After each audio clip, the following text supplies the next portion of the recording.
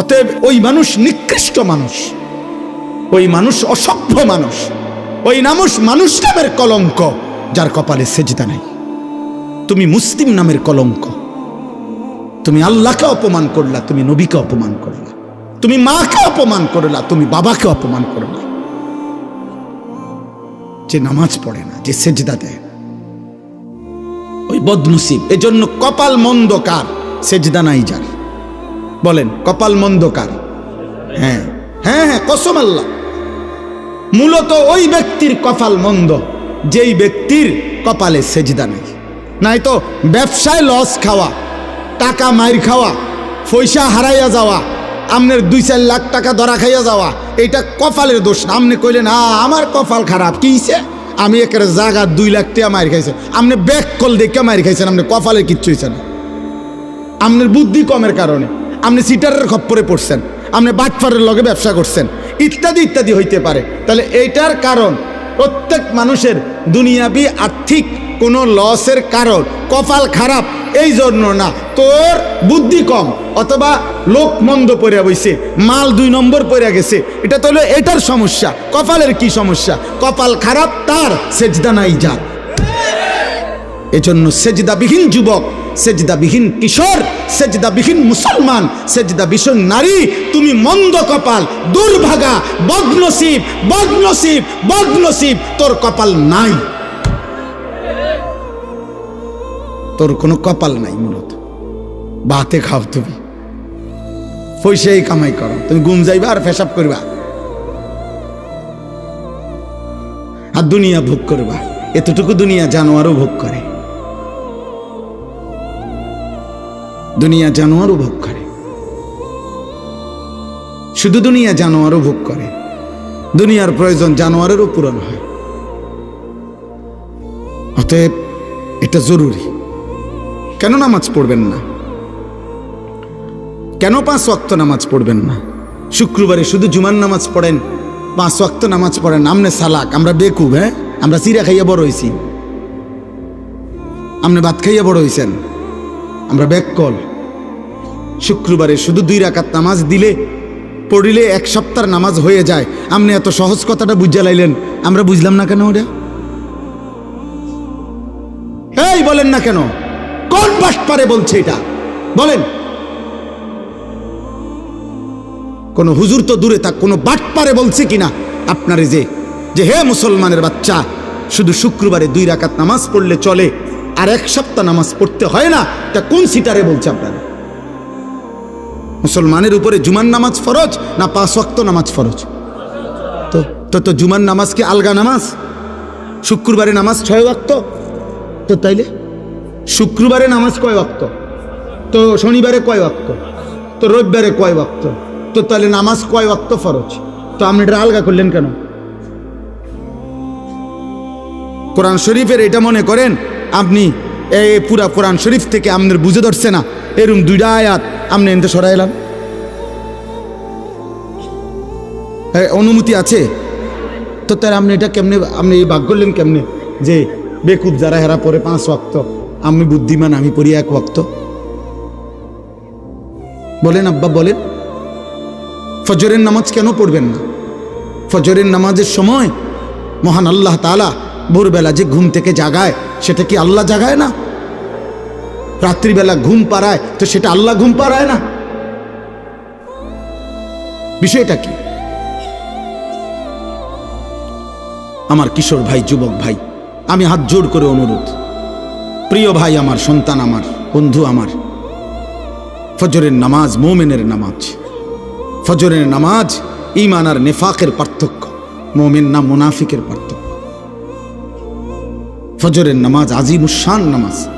ফজরের নামাজ এমন নামাজ যেই নামাজে সারা রাত্রি আল্লাহর জমিনে যত কোটি ফেরেশতা থাকে সবাই ফজরের নামাজ পড়ে। সারা দিন যত ফেরেশতা জমিনে থাকবে, খোদার কসম হাদিসে আছে, তারা ফজরের নামাজ জামাতে পড়ে। এই জন্য ফজরের নামাজ যে পড়ে না তার উপরে রাত্রির ফেরেশতা লানত দেয়, ফজরের নামাজ যে পড়ে না তার উপরে দিনের ফেরেশতাও লানত দেয়। ফেরেশতা তাকে লানত দিতে দিতে যায়, তোর উপরে আল্লাহর লানত পড়ুক। 5 ওয়াক্ত নামাজ পড়ে, বলেন ইনশাআল্লাহ, বলেন ইনশাআল্লাহ। খামখেয়ালি করেন না, খামখেয়ালি। হুজুর ইজ্ঞা বালাই কইছে, উনি খারাপ কইছে, উনার ওয়াজে লোক হইছে, উনার ওয়াজে লোক হইছে না, উনার ওয়াজটা সাফসে বালা, উনার ওয়াজ সাফসে না বালা, এনে এত সাফা সাবি নেই, কন্যা কন্যা খেলা লাগছে না। এটা বিষয়টা কি নয়, লৌকিকতা না, প্রদর্শনী না, আখেরা। আখেরা যার কথায় পরিচিতি অপরিচিতি কোনো দরকার নেই, আপনার আখেরাত দরকার। আমাদের কি দরকার বলেন না? আখেরাত। পৃথিবী চিনলেও আখেরাতে হিসাব দিতে হবে, না চিনলেও আখেরাতে কি দিতে হবে? হিসাব দিতে হবে, হিসাব দিতে হবে। একটা একটা গুনাহ ছাড়েন, একটা একটা গুনাহ। এই বাবা, একটা একটা গুনাহ ছাড়েন, আমিও আপনিও, আমিও আপনিও। নারীর ছবি দেখো না বাবা, অশ্লীল উলঙ্গ দৃশ্য দেখো না আব্বা।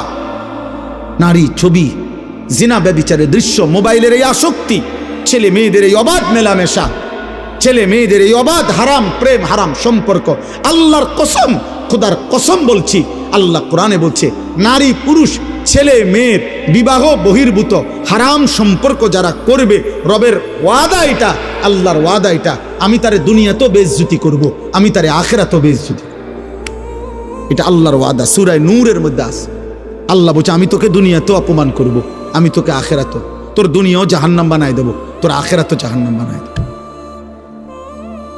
ইন্নাল্লাযীনা ইউহিব্বুনা আন তাশিআল ফাহিশা ফিল্লাযীনা আমানু লাহুম আযাবুন আলীমুন ফিদ দুনিয়া ওয়াল আখিরা।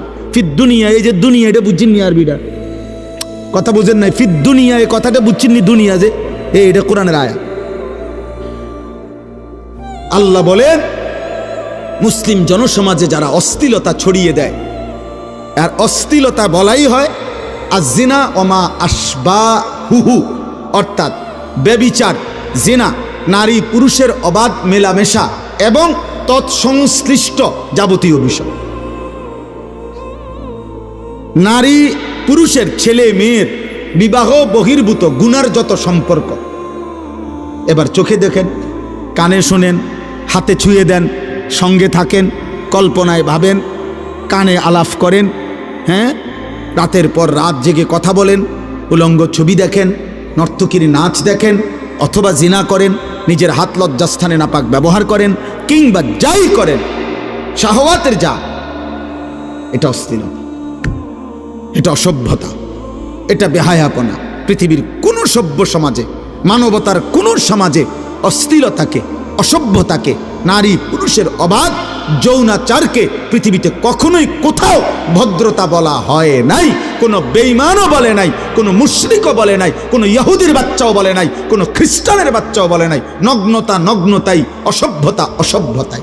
অতএব আজকের এই ছেলেমেয়েরা, বেপর্দা ছেলেমেয়েরা যত অত্যাধুনিক পোশাকে পড়ুক, যত অত্যাধুনিক ফ্যাশনই করুক, যত রঙে ঢঙ্গে নাচুক না, ওরা অসভ্য অসভ্য অসভ্যই থাকবে। এটা ভদ্রতার যত রঙই লাগান, তো এটা সবটা অসভ্যতার রঙই, দুর্গন্ধ, পায়খানা বাড়বেই, দুর্গন্ধ বাড়বেই।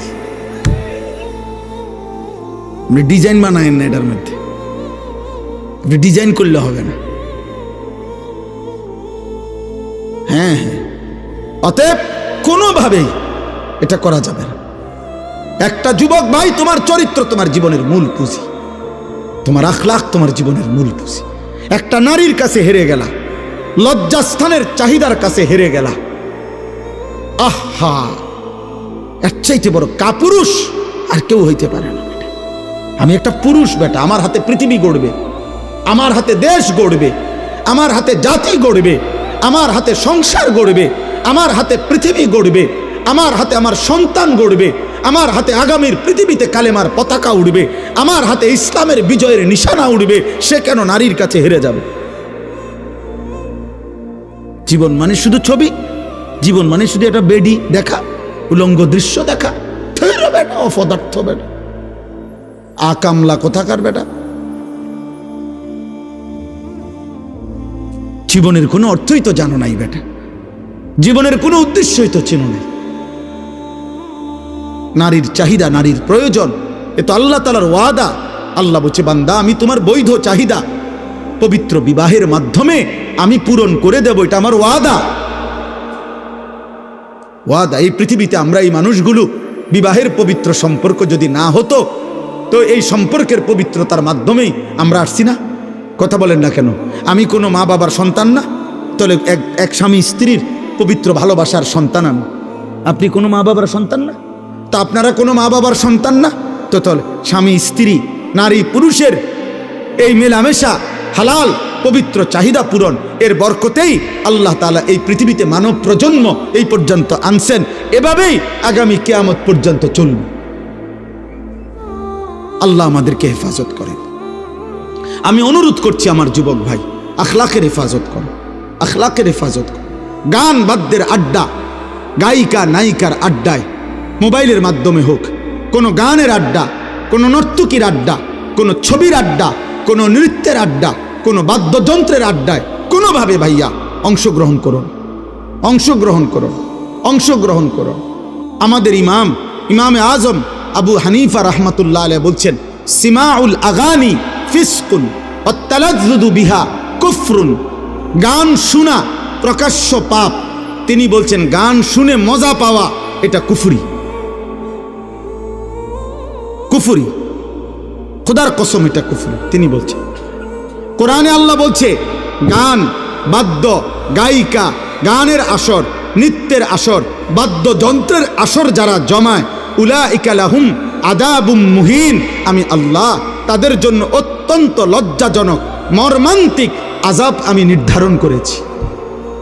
এজন্য ধর্মের নামে, এজন্য ভক্তির নামে, মাজারের নামে, ব্যক্তির নামে, আউলিয়ার নামে, পীরের নামে, মুর্শিদের নামে, অধর্মের নামে, সিনেমার নামে, নাটকের নামে, নায়ক নায়িকার প্রেমের নামে, ভালোবাসার নামে, যেই কোনো নামেই বাদ্যযন্ত্র বাজাইলে, গান গাইলে, ভক্তিমূলক হোক আর অভক্তিমূলক, হারাম, এটা হারাম, এটা হারাম, এটা হারাম। যেখানে টুং টুং টুং টুং করে সেখানেই ইবলিস বাঁশি বাজায়। কোরআন শরীফ আছে, ওয়াস্তাফজিজ মানিস্তাতা'তা মিনহুম বিসাউতিক। বাদ্যযন্ত্র বাজলেই আল্লাহ বলছে এটা শয়তানের আওয়াজ, এটা শয়তানের আওয়াজ। আপনি এটা মারফতি কন আর যে ফতি কন, আপনি কি করবেন আপনি বুঝেন। আমার কথা যদি বুঝে না ধরে বলে না আরো হুজুরে তো কইছে আপনি যেটা বুঝে ধরে আপনি সেটা ধরে। আমারটা আমি বলছি, আমি জানি যে দূর, আমার ফুজি যে দূর, আমি বলছি এর দূর, এতে ভালোটা আপনি বলে, কিন্তু আমারটা আমি বললাম। কোন মুসলমান, কোন ইমানদার খোদার কসম গান পছন্দ করতে পারে না। আল্লাহর নবী, ওই আমার আগে মাওলানা হুসাইন ভাই এটা বলতে চাইছেন, আল্লাহর নবী বলছে আমার উম্মত যখন শেষ জামানায় গানে আসক্ত হবে, গায়িকায় আসক্ত হবে, নৃত্যে আসক্ত হবে, বাদ্যযন্ত্র বেড়ে যাবে, হালাল পানির মতো মদ পান করতে থাকবে। আল্লাহর রাসূল সাল্লাল্লাহু আলাইহি ওয়াসাল্লাম বলেছেন, ইজা যাহারাতিল কাইনাত ওয়াল মাআজিফ ওয়াস্তাহাল্লাতিল খামরা। আল্লাহর নবী বলেন আমার উম্মতকে তখন মাটিতে ধসিয়ে দেওয়া হবে, পাথরের বৃষ্টি বর্ষণ করা হবে, চেহারা বিকৃত করে। কোনো দিন রাত গভীরে এই নাফরমান এমন হতে পারে, আল্লাহ মাফ করে দেন, কোনো দিন রাত গভীরে শুইবার পরে ঘুম থেকে, গানের আসর থেকে, বাদ্যের আসরে, মদের আসরে, জুয়ার আসরে, প্রিয় ভাই আমার, আল্লাহর কসম মুহাম্মদ আরবি 1450 বছরে মিথ্যা বলে নাই। এই পাপের শাস্তি হিসাবে নবী বলছে চেহারা কোনোদিন অচিরেই শেষ জামানায় আমার উম্মতের চেহারা এই গান বাদ্য মদ নেশা জুয়ার আসক্ত ব্যক্তির চেহারা মানুষের সুরত বদলিয়ে পশু জানোয়ারের আকৃতি হয়ে যাবে।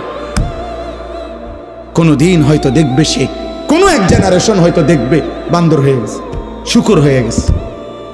আল্লাহ মাফ করে দেন। কোনোভাবেই না, কোনোভাবেই না। অতএব কোনোভাবেই আপনারা আপনাদের ছেলে মেয়েদেরকে, আপনাদের নিজেদেরকে, বয়স্ক মানুষ চা দোকানে বসা চা খাইতেন গেছেন, টেলিভিশন দেখেন কেন? চা না খাইবেন আপনি? নর্তকী দেখেন কেন? গায়িকার নাচ দেখেন কেন? 60 বছর বয়স এখনো লজ্জা হয় নাই? আপনি মরতেন না? আপনি কবরে যাইতেন না? মাতবুরি করেন, আপনি ফুট 3 জন বিদেশ, হ্যাঁ বিল্ডিং করে লাইছেন, বাজার সদাই ঠিক মতো চলতেছে, খাইয়া দাইয়া কোনো অসুবিধা নাই। তো খাইয়া দাইয়া না অসুবিধা নাই, কবরে না অসুবিধা। আপনার বুঝি কইছে খাইয়া দাইয়া অসুবিধা হইব, খাইয়া দাইয়া আর কয় টাকা? ফাঙ্গাস তেলাপিয়া দামে কত, অসুবিধা কি তৈত? এই বাজার সদায় চলার জন্য তো ফুতে একজন বিদেশ গেলে চলে। বিল্ডিং একখানার কয় টাকা খরচ? দুনিয়ার অসুবিধা তো বলে নাই, অসুবিধা তো হবে কবরে, অসুবিধা তো হবে আখেরাতে। সেদিনের অসুবিধা তো আর শেষ হবে না আব্বা। আজ দুনিয়ার অসুবিধা তো শেষ হবে, আগামী দিনের আখেরাতের অসুবিধা তো শেষ হবে না। শেষ হবে না রে বাপ, শেষ হবে না। আল্লাহ আমাদেরকে মাফ করে দেন, আল্লাহ আমাদেরকে মাফ করে দেন। মদ জুয়ার আসক্তি থেকে আমার মহল্লার যুবক ভাই বাঁচো ভাইয়া, মদের নেশা থেকে বাঁচো, জুয়ার নেশা থেকে বাঁচো। আল্লাহ রসুল সাল্লাল্লাহু আলাইহি সাল্লামের একটা সাংঘাতিক হাদিস বলি আমি। নবী সাল্লাল্লাহু আলাইহি সাল্লাম বলছে, সবাই শোনেন, শুনতেছেন? খোদার কসম বিশুদ্ধ হাদিস, আমার কাছে নির্ভরযোগ্য তাফসীর আছে। আল্লাহ নবী সাল্লাল্লাহু আলাইহি সাল্লাম বলছেন, মান জানা ওয়া শারিবাল খামরা নাযা আল্লাহু মিনহুল ঈমান কামা ইয়াখলাউল ইনসানু আল কামিসা মিন রাসিহি। নবীজি বলেন, কেউ যখন জিনা করে এবং মদ পান করে, দেখবেন, মনে রাখবেন, নারী, হ্যাঁ, মদ, এরপরে গান বাদ্য, এই তিন জিনিস এক খতিয়ানে, এটা একই দাগের, এক খতিয়ানে তিন দাগ। এক দাগে নারী, আরেকটা হলো আপনার মদ নেশা, আর হলো গান। যেখানে গান বাদ্যের আসর সেখানে নেশাও আছে, সেখানে নারীও আছে। যেখানে নারীর হারাম আসর আছে সেখানে মদের ব্যবস্থাও আছে, গানের ব্যবস্থা আছে। যেখানে মদের ব্যবস্থা আছে সেখানে নারীও আছে, সেখানে আপনার কি গান বাদ্য আছে। আর এই তিনটা একই খতিয়ানে তিন দাগ। বুঝছেন নি হিসাবটা আমার? আল্লাহ রসুল সাল্লাল্লাহু আলাইহি সাল্লাম বলেন, যে জিনা করে এবং মদ পান করে, তো আল্লাহ তার কলিজাত থেকে ঈমানকে এভাবে টেনে বের করে ফেলে, মানুষ তার গায়ের থেকে জামা যেভাবে খুলে ফেলে।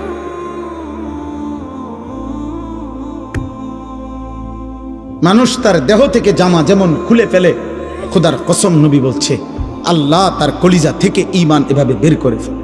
আর যদি ওই অবস্থায় মৃত্যু হয়, তো তোমার মৃত্যু কি হবে তুমি কবরে গেলে বুঝবা, তুমি হাসরে গেলে বুঝবা। আল্লাহ নবী সাল্লাল্লাহু আলাইহি ওয়াসাল্লাম বলছেন, এজন্য যে ব্যক্তি মদ এবং জুয়ায় আসক্ত, আল্লাহ নবী বলছে তার দুইটা পাপ মারাত্মক। মদে আসক্ত ব্যক্তি, জুয়া খেলে যারা, জুয়া, মোবাইলে জুয়া হোক, বাহিরে জুয়া হোক, অথবা এই বেট বাজি ধইরা বিভিন্ন রকম খেলে, কোথায় জুয়া এখানে ধরে, খেলে ওইখানে আপনার, অর্থাৎ কেউ ফুটবল খেলে, কেউ ক্রিকেট খেলে, খেলে বেঈমানে, আর এখানে মুসলমানের নাফরমান সে জুয়া ধরে, বেট ধরে, আর বাজি ধরে। অনলাইনে লাখ লাখ যুবক এখন অনলাইনে জুয়া খেলে, মোবাইলে। বাবারা জানেও না, বাবা জানেও না, এবার টাকা টাকা দেয়, ওনার টাকা দিয়ে এমবি ঢুকায়, ওনার টাকা দিয়ে। আহা বাবা, এত খামখেয়ালি, এত মস্কারি হাসরের ময়দানে টিকবেন। আমি বুঝছি না। না বুঝছেন না, আপনি বুঝছেন, আপনি 14 গোষ্ঠী বুঝছেন, আপনি বুঝেন না। আপনার ছেলে এক ওয়াক্ত নামাজ পড়ে না, ওই কি করে আপনি বুঝেন না? বেনামাজি ছেলে 24 ঘন্টা মোবাইল দিয়া জোনায়েদ বাগদাদির ওয়াজ শুনে। আপনার ছেলে আল্লাহর কোরআনে একটা রাকাত নামাজ পড়ে না, ওই সারা রাত মোবাইলে আপনার ছেলে আব্দুল কাদের জিলানীর ওয়াজ শুনে। আপনি বুঝেন না, আপনি চিরা খান, আপনি সহজ কথা বুঝেন, 100 বার বুঝেন। আমারে আপনি 900 বললে, আপনারে আমি 900 বললে হবে না। আখেরাত, আখেরাত ওইখানে কি বলবেন সেটা ভাবে, সেটা ভাবে। এই জন্য আল্লাহ নবী সাল্লাল্লাহু আলাইহি সাল্লাম বলেন, মদে যে আসক্ত, জুয়াতে যে আসক্ত, নবীজি বলছে তার দুইটা মারাত্মক ক্ষতি। 1, তারাকাস সালাহ, সে নামাজ ছেড়ে দেয়। 2, এটা বলাও কঠিন হাদিস, নবীজি বলছে মাদকাসক্ত, জুয়ায় আসক্ত এই নাফরমান ধীরে ধীরে ওয়াকা আলা আম্মাতিহি ওয়া খালাতিহি, নাউযুবিল্লাহ। আল্লাহর নবী বলেন সে অচিরেই তার আপনজনদের সাথে, চাচি, মামি, ফুফি, খালা, চাচাতো, মামাতো, ফুফাতো, খালাতো, বোন, এমন নিকট আত্মীয় মাহরাম, নিকট আত্মীয় নারীদের সাথে জিনা ব্যভিচার করতে উদ্যত হয়।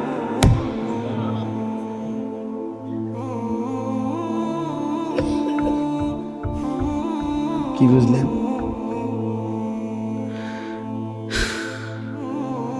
ফাফাক্কির, আপনি ভাবেন, আপনি ভাবেন প্রত্যেকটা পাপের কারণে অভিভাবক সমপরিমাণ দায়ী হবে। এই জন্য যে যা পারেন দুনিয়াতেই ভাত তরকারি বেশি করে খাইয়া যান। মন না চাইলেও আরো দুগা ভাত লন, মন না চাইলেও আরো 2 টুকরা গোস্ত লন। আখেরাত কঠিন হবে,